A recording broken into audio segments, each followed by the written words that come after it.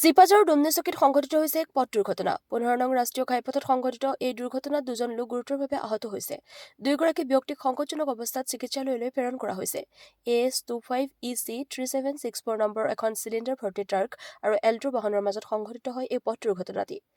এল্ট্ৰ বাহনখনৰ নম্বৰ হৈছে AS01SC 0109। News desk AIN live. ৰাতিপুৱা 6টামান বজাত আমি এটা শব্দ শুনিছোঁ আৰু আমি ঘৰৰ পৰা দৌৰি আহিলোঁ।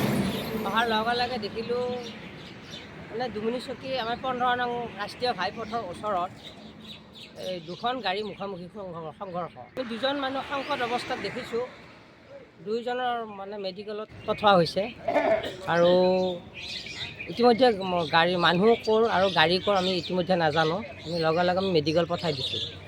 প্ৰথমে আমি 108ত মাতিছিলোঁ, সিহঁত অকণমান দেৰি হৈছিল। পিছত আমাৰ এখন প্ৰাইভেট গাড়ী পাই সেইখন গাড়ী আমি GMCলৈ পঠাই দিছোঁ।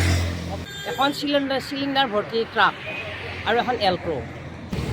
আৰু আমি প্ৰথমে এইটো এটা ৰক্ষা পাইছোঁ, যদি ভৰ্তি চিলিণ্ডাৰখন কিবা কাৰণত ব্ৰাছ হৈ গ'ল হয়, আমাৰ এইখিনিত অকণমান আৰু অলপ বিপদ হ'ল হয় আৰু ইয়াৰ পৰা আকৌ আমি বিপদটো আৰু মুক্ত পাইছোঁ।